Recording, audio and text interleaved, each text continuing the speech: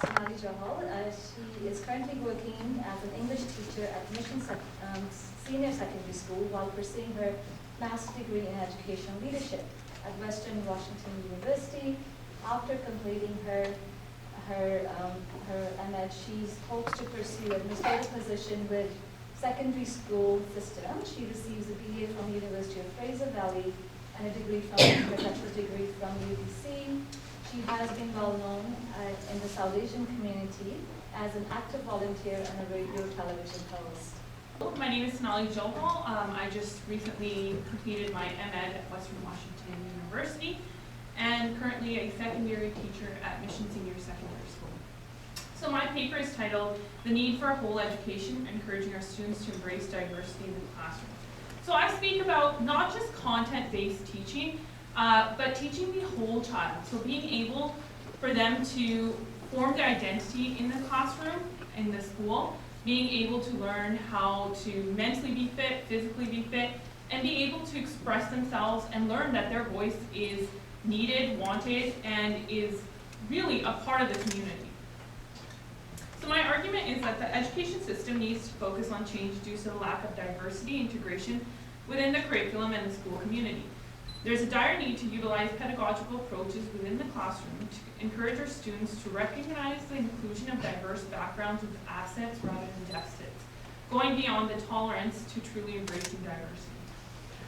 So being able to once again focus on the fact that it's not just one way. There's so many ways to see what the education system should look like. And within the curriculum, at this point, we have room with the revised curriculum to play around with this, to be able to bring in new content, new pieces of literature, work, to allow students to share their stories or to connect to stories. So where this comes from is from a student to a teacher perspective. As a South Asian female in the education system, me and many of my friends as well felt like the other in our school. We had our group, but within the classroom, even though academically we were very, very well, most of us would get A's, we knew what was going on in class, but when we were asked to participate or speak about a certain issue or a certain idea, most of us would not put up their hands, and I can tell you probably till I graduated, there was probably twice I volunteered to put up my hand when I usually knew what I was talking about and I knew the answer. And many times teachers would ask me and I would tell them I don't know, but on the paper I would have the right answer. So things like that, that is not okay for the development of a student, especially in those time where they're figuring out who they are. And then as a teacher, going back as a student teacher and then a teacher, witnessing the uneasiness of students because of their ethnicity, sexual orientation, special needs, and or socioeconomic standing. When you walk into a classroom, it's very easy to see which kids do not feel comfortable being there. And as a teacher in university, I had a wonderful experience where I was able to talk, I was able to be part of the community. So I assumed when going back into school that things had changed, but they had not. And Indigenous students, it's honestly horrific seeing the way they're not able to bring in their stories, their culture, and even when asked, they don't feel comfortable, they don't want to be a part of it because they're scared. There's that sense of uneasiness that I'm not going to be accepted in this class, or my stories are not the mainstream stories, so I do not want to share. So theoretical background. Many scholars have argued that successful education can be achieved through holistic approaches that develop the entire child. So again, mental, physical, not just content-based. Many times I have witnessed as a teacher, colleagues are just content-based. If we miss a day of content, these kids cannot graduate grade 11 or graduate grade 12 if they miss this one day. And it's not about that. It's about the whole child. So most of my education is around John Dewey's perspective of we want children when they graduate to be able to be societal change makers, right? We want them to graduate and be able to understand, hey, this is wrong in society and I need to speak up or I need to do something about that. And to do so, they need to know who they are and also understand where other people come from. If it's always about me, then how do you understand what society, the betterment of society can be? So in many school systems, multicultural education has simply meant adding a lesson or activity here and there about people and regions that were previously overlooked. So adding a lesson or adding a day of multiculturalism, the show and tell multiculturalism is not okay. Sure, they'll feel empowered that one day, but then what? What happens when the next day? Are they still empowered? So continuously reminding them that differences are okay, differences are good, and that they have something to bring to the table.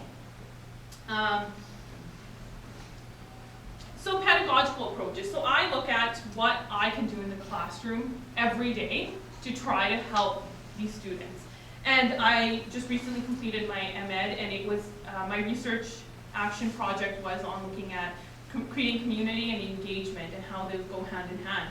And so I used some of these approaches, and with the classes I worked with, they were a bit of a struggling group who were usually socioeconomically lower on the scale. Some had abuse problems, family weren't stable, so they were not a community in the classroom. But once we used some of these approaches, by the end of that project, they were able to talk to one another and they really wanted to be part of the classroom. So creating communities is one I find that is, we all say it as teachers, I find, we say we want to create community, but the fact is sometimes we just do the icebreakers and then we're on to the next day. But really being able to create community is how students are going to actually learn internally as well. And that's why we're there, right? The education system is to educate students. So if they're not engaged, they're not feeling comfortable, if they're not able to participate like I felt like I didn't in school, then how are we teaching them? How are we educating them? So using personal stories, I as a teacher will always use personal stories and push other students to use personal stories as well. And I know those students who already feel uncomfortable are going to have a bit of it's going to be a bit of a struggle. But if you talk about your stories, maybe ask the student in the back corner who's a football player and has a lot of confidence to share his story. It's going to be different than mine. And then it's going to be different compared to the foreign exchange student that just came yesterday. And highlighting the fact that all three of us have different stories and that's okay. Dialogue one-on-one. And then an example that I used in my research project was reflective photojournals. And this is a quote from one of from the articles that I got this idea from. And it was a student after the project, he said, "I feel closer to people in the class now. It's like we have formed our own tribe or village or something." And to me, that really resonated because now they're using differences and coming together. So looking at each other's reflective photojournals, seeing that they are completely different, but now they feel like a village or tribe. And that's what we want, to bring all the differences, no matter what type of difference it is, to become one. Multiple perspectives. So as an English teacher, I find that's a bit easier compared to science or math, where I'm able to bring literature into the classroom, which has different stories. People with diverse backgrounds and experiences, so students can connect that, hey, there's more people like me, and that's okay. This person is a writer, and he or she, or this individual is just like me.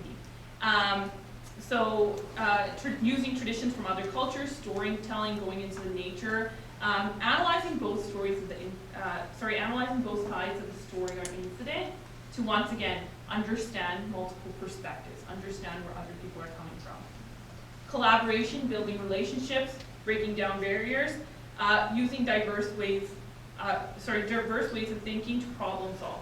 So highlighting to your students all the time that since you guys are different, you guys have different ways of problem solving, right? And that can help us at the end of the day. If we all think the same, how are we going to come to a solution?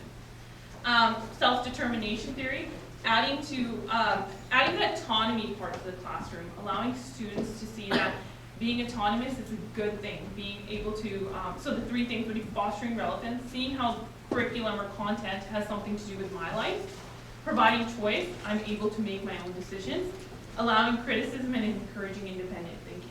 So my voice needs to be heard. It is needed. So what now? I find with our revised curriculum in BC, there's more freedom to move around, to play around with new ideas, new concepts. So that I find that's very positive. But the fact that certain articles or certain colleagues I talk to will just still use the same curriculum with a few changes. But if we have the freedom now to play around with the curriculum, why are we not taking up that opportunity? So I would say incorporate these pedagogical approaches to change the way we look at content and curriculum. and how students might, hopefully in the long run, feel like they can speak up in class.